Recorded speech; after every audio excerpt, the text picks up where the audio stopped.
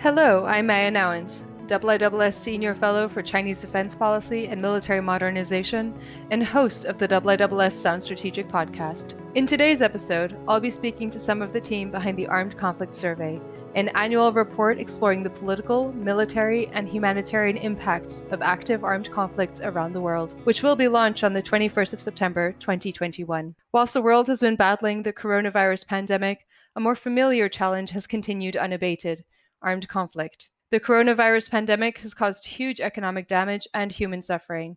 This has added fuel to the fire of social and political instability, with a legacy that is likely to be felt for years to come. The Armed Conflict Survey raises important questions about how conflict is changing, who the main actors are, and how conflicts can be resolved. It looks at new technologies and explores the trends and risks that are likely to shape conflict in the years ahead. To discuss these important topics, I'm joined today by Dr. Irene Meia, editor of the Armed Conflict Survey and Senior Fellow for Latin America, Conflict, Security and Development, Dr. Benjamin Puccini, Research Fellow for Conflict, Security and Development, and Dr. Samir Puri, Senior Fellow in Urban Security and Hybrid Warfare. Welcome onto the show, Irene, Benjamin, and Samir. Irene, for those new to the Armed Conflict Survey, can you give our listeners a sense of what they can find in this year's publication? Thanks, Meia. Yeah, of course I can. So the survey is one of the annual flagship publication of the IISS, and it's also the flagship publication of its Conflict, Security and Development program, which I direct and to which both Benjamin and Samir are associated. It has been providing an exhaustive review of active conflict in the world since 2015, which is the date of inception of the series, looking at their drivers, developments, and outlook. This year's surveys cover 34 active armed conflict across the region of the world and really aims to provide our audience of policymakers, donors, business and media leaders and the academia with unique strategic insight on the drivers of conflict, as well as geopolitical and geoeconomic linkages across conflict regions and globally. We are also focusing much more than in the past on the specific and regional outlook for conflict, identifying future hotspots, areas of fragility and political risk people working on conflict and involved in conflict should watch. And we really hope that's the value added of this year's report. It's much more forward-looking than in the past. The conflict-specific analysis is also complemented this year by regional essays, which identify common trends and drivers across the different conflict in the 5 regions we cover, and tease out linkages across the region in which conflict takes part, be they international jihadism or criminal group linkages across the drug routes in Latin America.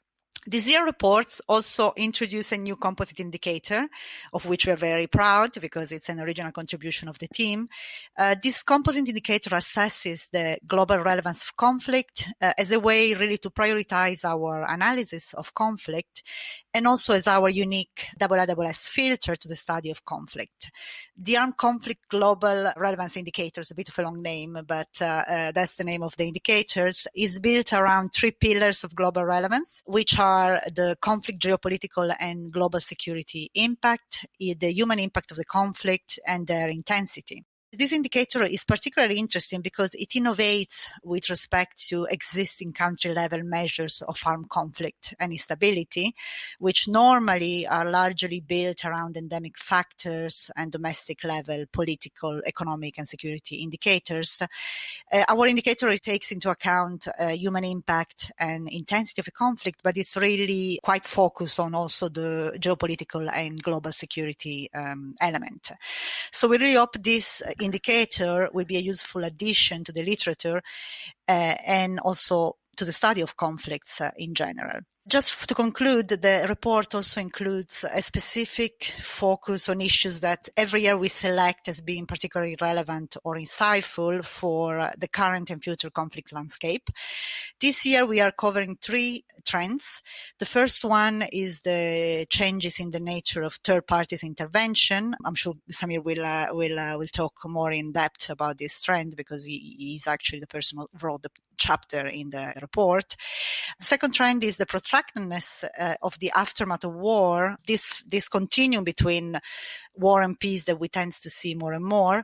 And Benjamin, I'm sure, will cover it, given its area of expertise. And also trends, that the third trend is really around migration in the COVID world, both economic and forced migration. In sum, if I had to use 3 words to define our ambition and our inspiration when we put together the survey, there would be 3: global, strategic, and forward-looking. Also, if you allow me to give a personal note on this, this has been my first armed conflict report. And also the team has been work on the conflict is totally new. So it has been quite a fascinating and challenging at the same time experience, because first of all, we have been covering conflict in a very complicated year for the world, 2020, with the COVID pandemic. So in a way, we have been following in real time how the pandemic has coexisted with conflicts. And what has been interesting to see is really how it has created the precondition for more instability and conflict going forward through its socioeconomic tolls. The other thing we have seen this year, we have covered in real time really, is an acceleration of conflict. So really, we have been writing our chapter as conflict was accelerating in, notably in Africa, in the Tigray region, in Ethiopia. We have followed the acceleration of hostility in Cabo Delgado in Mozambique. We have followed the coup in Myanmar, development in Ukraine, the dramatic development in Afghanistan. So it's been a really interesting experience for all of us. Brilliant. And so maybe for our listeners, could you give a quick sense of what some of the main findings are in this year's armed conflict survey along the wealth of factors and indicators that you just described? Sure. So I would say the global conflict landscape has remained dominated by the same complex and upward trends, which the report has highlighted since its inception in 2015. Most armed conflict we are covering and also globally have remained internal in their essence. There are very few interstate conflicts we are covering, for instance, the Nagorno-Karabakh one or the Kashmir one, but by and large, they remain internal in terms of their essence. Even so, they have become increasingly internationalized, featuring intervention from a growing number of regional and global powers in pursuit of their foreign policy agenda and strategic interest. Third-party intervention has tripled in the last 10 years and is currently at record high, and is something that, unfortunately, it's also complicating further internal confrontation, which, as we have seen, are already very complicated. Sometimes they already spill over neighboring countries. They feature transnational linkages and actors, for instance, the jihadist Islamism, and also respond to multiple and overlapping drivers. So it's a very complex scenario when we look at conflict. The main culprit for that is an increasing complexity in actors, both state and non-state. With respect to non-state armed group, what we have seen is that they have proliferated in numbers, nature, and motives, and this really exacerbates conflict dynamics and does obstruct prospect for peace. Another trend we have seen is that the duration of conflict has extended progressively in the last few decades, reaching an average of 30 years, according to our estimate in 2020. As I alluded earlier, amid blurring boundaries between war and peace, war and post-war, and frequent also conflict relapses. In terms of regions, Sub-Saharan Africa, the Middle East, and North Africa remain the most conflict-prone regions globally. While conflict escalated across Sub-Saharan Africa, including in the Sahel, in the Lake Chad Basin, in Ethiopia and Mozambique, the Middle East and North Africa continue to remain home of some of the most intractable conflict, and also conflict which features very predominantly third-party intervention in line of the trends I mentioned before. And this is clear if you look at, conflict in Libya, in Syria, or Yemen, very intractable conflict. Given that this is the year of the pandemic, allow me to conclude my remark with some consideration on the linkage between conflict and pandemic. Despite the coronavirus pandemic-induced mobility restrictions, which disrupted many activities across the world, many supply chains, as we know, and also despite calls from the UN for a global ceasefire, what we see is that the number of conflict actually hit a record high in 2020, with more active conflicts than at any time since 1945. So the coronavirus pandemic didn't have really a disruptive impact on conflict, I would say. What's more, the pandemic's socioeconomic tolls may exacerbate conflict drivers for years to come, especially when one considers the lost development gains due to the pandemic, rising poverty and inequality in the global south specifically, and also food insecurity, which the pandemic has brought about. If we consider this actually takes place in the context of falling aid resources and also much reduced fiscal space for state to really address those socioeconomic tolls of the pandemic, without measures and strategy to address those socioeconomic tolls of the pandemic, we are going to see more conflict. The pandemic really is going to be an incubator for instability, political instability and conflict going forward. Very interesting element also we have seen when we look at the pandemic is that non-state armed groups have proven very skillful in leveraging the strains on government resources and attention. And they have strengthened their territorial control, and also they have adapted very well to the disruption in supply chain. And you see that notably if you look at, for instance, that reconfiguration of supply chain for drugs trafficking in South America. But also what is interesting is then some cases those groups have actually stepped in to replace the states, which was in general stretched, but also particularly stretched by the pandemic. And in doing so, be it by distributing medical supplies or providing basic services, they have increased their legitimacy with the general population. So I would say the pandemic is something that this year we haven't seen a big impact of the pandemic on conflict, but we're going to see it more and more going forward. Fascinating. Thank you, Irene. Now, Benjamin, Irene just talked about the intractability of conflicts, and I know that this is an area that you focused on in the survey. So could you explain a little bit more about why conflicts are proving so difficult to resolve? Thank you for the question, Meia. Conflicts have undergone fundamental changes in the last few decades. What we clearly say in the Armed Conflict Survey is that it is not the nature of conflict that has changed. Wars, in fact, are still fought over a mix of grievances, including justice, representation, access to resources, and a mix of factors like power, ideology, etc. What we say is that what has changed is the landscape on which conflicts take place and the technology of war. We are now in an era of increasing global disorder, of societal change, with undermining global norms, rising inequality, economic decline in some parts of the world, aspirations and rising middle class in other parts of the world. There are also technological changes. From a geopolitical standpoint, the post-Cold War era of international cooperation came to an end with 9/11 first, the war on terror, Russia's aggressiveness and China's rise as a global power, the 2011 Arab Spring. The net effect from all of these is that there is an increasing fragmentation in the global order. And the effect on armed conflicts is that since 2011, armed conflicts, especially intrastate armed conflicts, have boomed and have surpassed even the peak of the end of the Cold War. Another factor for the higher complexity of conflict has to do with conflict actors.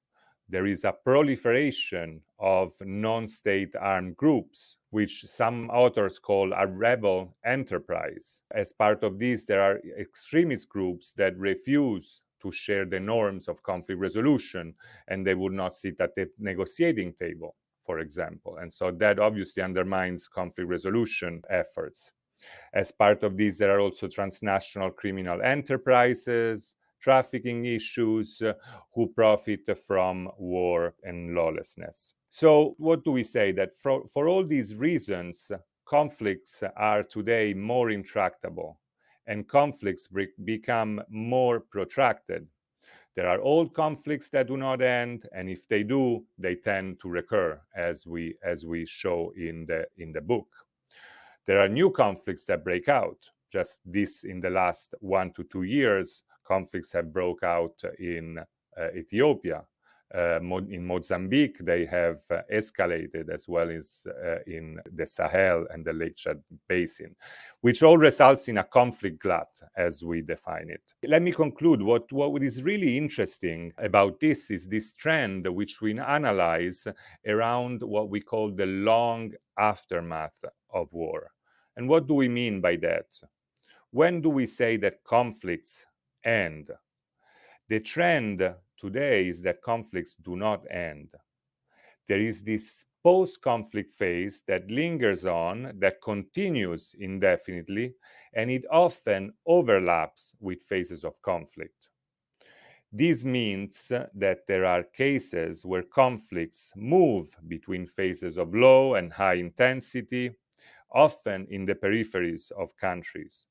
And in parallel, there is this peace-building industry, if we can define it that way, that tries to improve the economic conditions, the state institutions, as if the war was behind us. But that is not the case. So there is a contradiction here in this post-conflict implementation and the wars that are still active. So in conclusion, we have a really hard time today to define, categorize, and delimit boundaries between war and post-war. And given these changes, what are the challenges this poses for policymakers, and what might they need to consider? As the armed conflict analyzes, there are important policy implications. We have observed this implementation of post-conflict development and peace-building policies while a country is at war, as I just mentioned. However, the trajectory of post-conflict has created some unrealistic expectations about reconstructing a country, transforming its society, and rebuilding economies. While there is war and while a viable political settlement for peace building does not exist. And this, we think, is a key point. Afghanistan and Colombia are in the armed conflict survey not only as their conflict chapters, but we also use them to show the example in the global essay on the aftermath of conflict, how these two countries have had differing trajectories of implementing peace building and post-conflict policies while at war. And while we were doing this chapter, the terrible outcome of Afghanistan was not yet with us, but we could already have hints at the fact that there was a disjointed nature between post-conflict policies and active war. Colombia, on the other hand, has always been a laboratory for peace-building policies while at war. And so that is, without giving value judgment, there have been several good peace-building outcomes coming out from Colombia, even before the peace agreement of 2016. Post-conflict reconstruction in the modern era is based on the post-Cold War successes in ending wars and building peace in countries like El Salvador, Cambodia, Namibia, Ethiopia, and others. This was in the early 1990s. These cases benefited from comprehensive peace agreements, massive disarmament, demobilization, and reintegration programs, and were accompanied by economic investments. And especially, there were strong security guarantees from the international community to hold those agreements. While this model of technocratic solutions was successful in the presence of viable political settlements and other conditions, this model is now largely insufficient, and all actors are aware of it. Standard approaches that are anchored on governance, on best practices, cannot produce good peace-building outcomes while the war is ongoing. In conclusion, what we try to say in the Armed Conflict Survey is that political conditions and focusing on incentives for conflict parties need to be center stage in the analysis of conflict and in the device of policy solutions. So the post-conflict, the ultimate message is that it's very much political and it's not just a technocratic and governance endeavor. You're listening to Sound Strategic, where I'm joined by this year's team behind the Armed Conflict Survey to explore some of the political, military, and humanitarian impacts of armed conflicts around the world. Samir, both Irene and Benjamin have spoken about how conflict is changing and becoming more complex. I wondered if you could talk a little bit about the changing nature of who is intervening in conflicts. Yeah, this is a really striking and perhaps even poignant moment to consider the subject of external interventions in armed conflicts. This year's ACS will be released the same month, second decade since 9/11.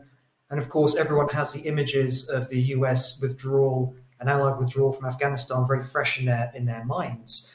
What we did, taking into account that we started this analysis late last year, was take into account the bigger picture of the changing trends in external interventions in armed conflicts. And by that, what we simply mean is those powerful countries that are able to intervene in the combat and the fighting in an attempt to influence the outcome of an armed conflict, whether backing one particular side or intervening for their own geopolitical ends. And what we've seen in this analysis is something that the Afghanistan withdrawal really brings into sharp focus, is that armed conflict interventions are less Western dominated than perhaps we've gotten used to over the last 2 decades. And what does that mean? Well, what that means is since 9/11, there's been a repeated cycle in different parts of the world of the US leading counterterrorism, nation building, stabilization interventions into which its allies like the United Kingdom and other NATO countries, Australia, perhaps even regional allies, have deployed their armed forces under US leadership or under US guidance. This cycle is not so much coming to an abrupt end, but being supplanted by the separate armed conflict interventions of a variety of non-Western countries.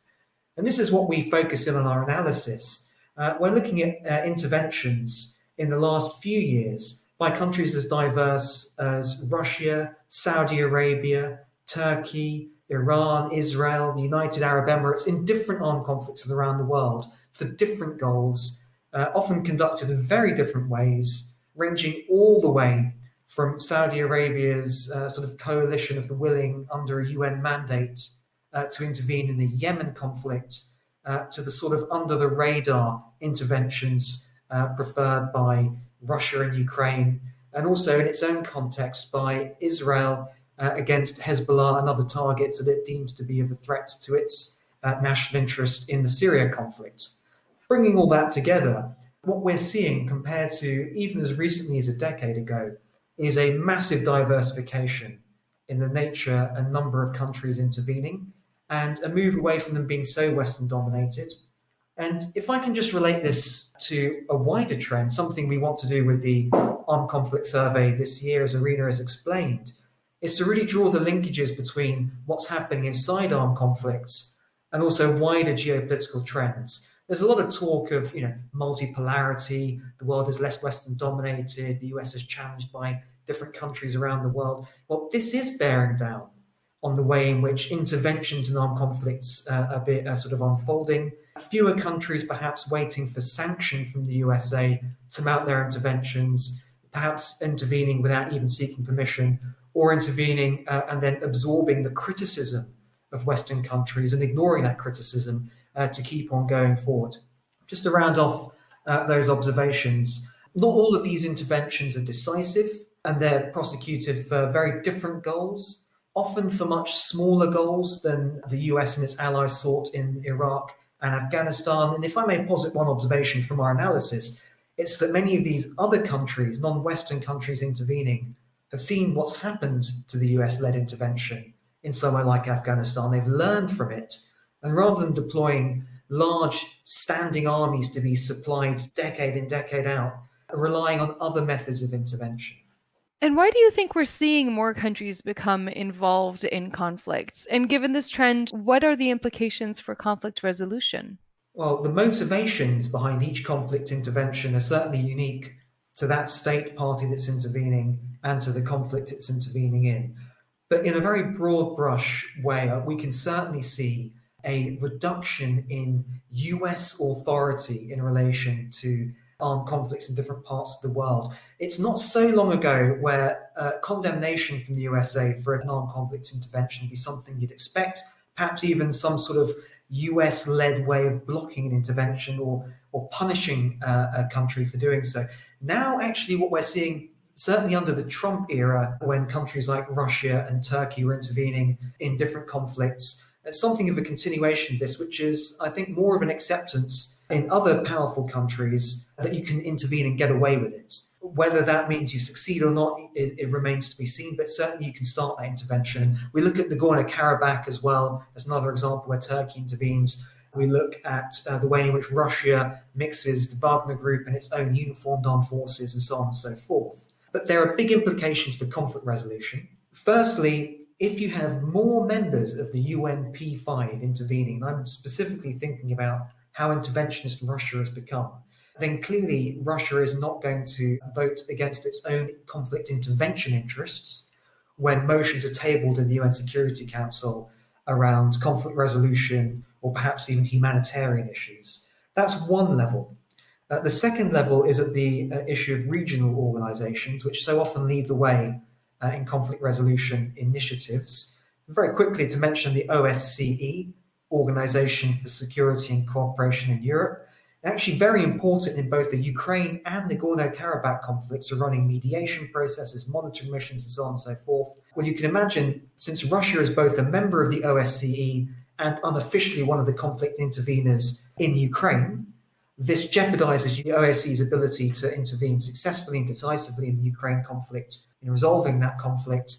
And both Turkey and Russia are members of the OSCE, and both have intervened in different ways in the Nagorno-Karabakh conflict.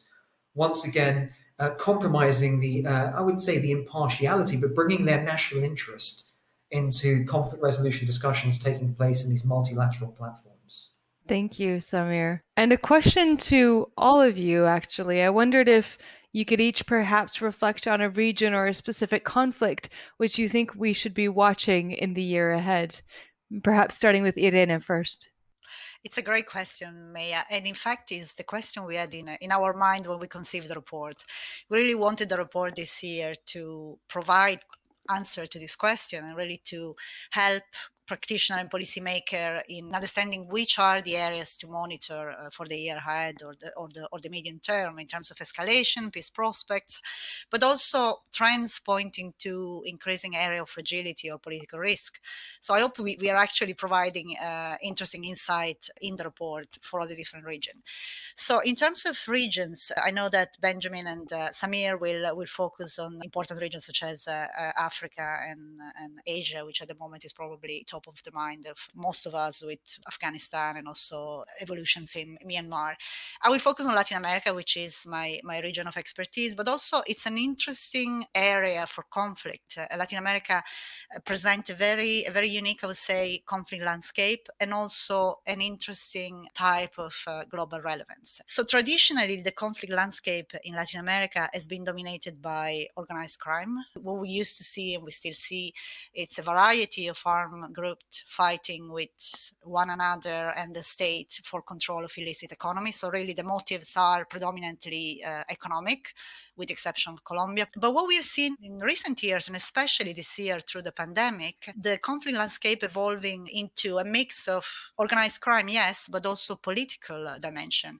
In fact, the organized group have increasingly been challenging the state for control of territories and also monopoly of force. They have increasingly entrenched themselves into the social fabric, playing, I would say, a quasi-state function in many ways in terms of providing basic services, ensuring lockdown measures and curfews, and providing medical supplies, really replacing the state where the state was not present or really in their area of control. This is something quite interesting because I think it's going to become even more predominant going forward. I'm saying that because what we are seeing on one side is that the pandemic has further undermined the government effectiveness and also also fiscal space to really be able to provide for the increased necessity of majority of population, which have been very, very strongly hit by the pandemic. What we see is also rule of law deteriorating across the region, especially in Central America. At the same time, as I said, poverty and inequality going up, so providing also a much bigger labor pool for gangs to recruit from. The criminal group, on the other side, have been quick to reconfigure their supply chains, and also they have leveraged government disarray to enshrine themselves, as I said, in the social fabric of the region. Their capacity for criminal governance has increased at the same time as their legitimacy with local population. This, I think, will pose important question for government on how to deal with these actors. In a way, it will be important to look at their sources of revenue, so really looking at money laundering regulation and action, which needs to be coherent and regional and global, because this is a global phenomenon. And the other thing would be, is it going to really question or challenge the current way in which government have been dealing with gangs so far, which is really iron fist policies? Because now, is it really sustainable doing that when those gangs are actually controlling part of the territories and are also playing a quasi-state role? So I wonder what's going to happen. Are we going to see new or hybrid approach, negotiation with gangs, way to really try to find innovative solution to this? More in general, if we look at regional drivers of conflict, those will remain in policies and development around Colombia, Venezuela, and also the US in terms of policy on migration, drugs, and firearms, which we don't expect to change. So we don't really see any substantial improvement in that sense. It's important to, and I wanted to mention the climate change aspect, because obviously what we have seen last year in Central America, for instance, is an increase in migration. And one of the driver, or say at least one of the multiplier of this migration, has been really climate change. And we've seen this we've seen two tropical storms which hit Central America, which incidentally is also the most violent part of the region. And also we have seen this dry corridor, which is actually the area of Central America which is most affected by climate change, becoming more and more a hotspot, I would say, for conflict going forward. Another element I think we should be watching is really evolution in Venezuela and Haiti. Both of them are area of big instability. The two countries have been really engulfed in deepening political crisis and economic crisis. Crime has been spiraling in both countries, and also government institutions have been collapsing. Now in Venezuela, there are negotiations going on, which will maybe help in building a path towards election, but we don't expect that to change really the dynamics there. The case of Haiti, I think it's interesting because it actually highlights this element of criminal governance. In fact, the region of Haiti, which was most affected by the earthquake, was actually hard to reach because with aids and financial flows to actually support the recovery or the reconstruction, because of gangs controlling that area. So it's gangs are actor with which the government will have to increasingly deal and realize that they are now governing in their own way. The biggest impact of Latin American conflict on global stability go really through migration flows. This is an interesting element of global significance because really Latin America is not globally significant for its geopolitical impact. It is globally significant for its human impact. So this is actually something quite different from other regions of the world where the three different elements we're looking at for global significance are more mixed, or areas like the Middle East where the geopolitical significance is much more important. Thank you, Irene. So lots to watch out for in that very comprehensive answer. Moving on to Benjamin, what do you think we should be watching for in the year ahead? Let me touch very briefly on Sub-Saharan Africa, which in 2020 set a record high in the number of armed conflicts, both state-based conflict and non-state-based conflicts between non-state armed groups. This renders Sub-Saharan Africa the most conflict-prone region in the world, together with the Middle East and North Africa. The Armed Conflict Survey analyzes, in this 2021 edition, 11 conflicts in the region. 9 are country-based conflicts, and 2 are regional conflicts in the Sahel and the Lake Chad Basin. Obviously, also the country conflicts have spillover effects and regional dimensions. Some of the overarching trends from all these conflicts in the region, if we can generalize, first is that increasing there is a mix of local grievances and transnational ideology of radical Islam.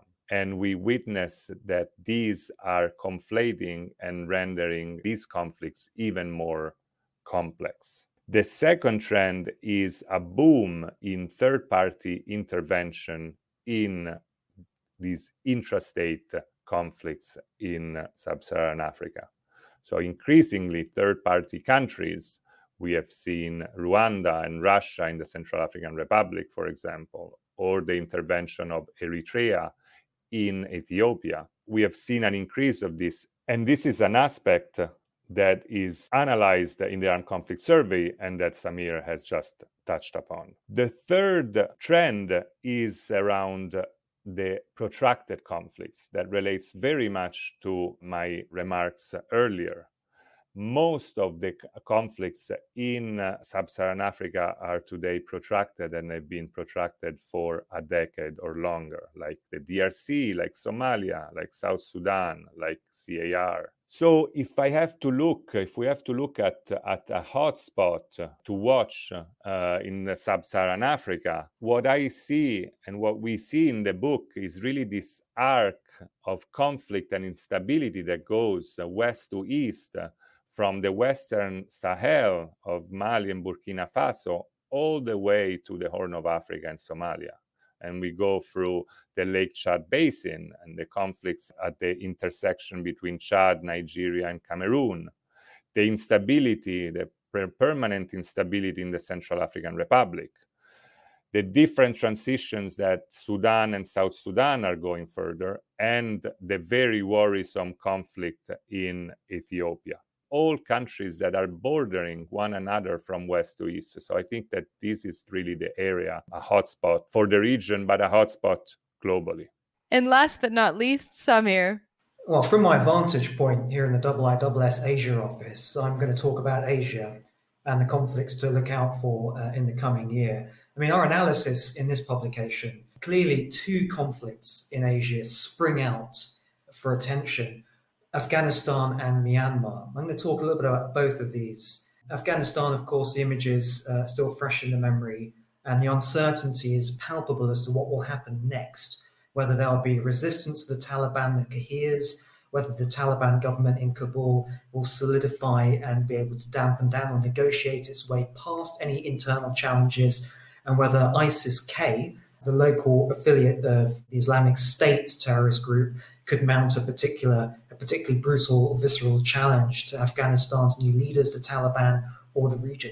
All of these are unanswered questions that governments, aid agencies, and the community covering and working in conflict will be examining with great attention. Myanmar is very important to keep in mind, however. The coup was only in February 2021 that has given wave to this particular period of violence. But it's basically combined not only resistance to the military takeover in major cities, but also the multi-front civil war that the Tatmadaw, the Myanmar military, have already been fighting against different ethnic armed groups. It's an incredibly complex conflict to map, but I want to draw both Afghanistan and Myanmar together for a moment, because earlier on in our conversation we talked about how changing geopolitical trends influence and bear down on these individual armed conflicts. China has a border with Afghanistan. It also has huge interests in Myanmar, and as a result, the possibility of China to be drawn in to either of these conflicts, whether in a diplomatic way, whether in reconstruction terms, or whether, and this would be a real watershed, in some kind of security assistance, even if it's indirect security assistance, is an extremely important theme to keep in mind. But at the same time, India is also present in the region and has considerable stakes in both Afghanistan and Myanmar, and the same applies to India. And there's no forecast whatsoever for any kind of proxy contest, for any kind of third-party interventions of the nature we're talking about earlier. But clearly, in the sort of less Western-dominated Asian conflict space that we're in now, the importance of non-Western states playing their role in containing, responding to, possibly in the future intervening, perhaps through a multilateral platform, who knows? These are really important themes to keep in mind. It just goes to show just how much has changed in the conflict space, not only in the last few decades, but also in the last sort of year and a half since the previous armed conflict survey was published. Well, Irene, Samir, Benjamin, what a fantastic way to cover this year's Armed Conflict Survey. Looking forward to the launch of the publication, and thank you all for coming on to the show.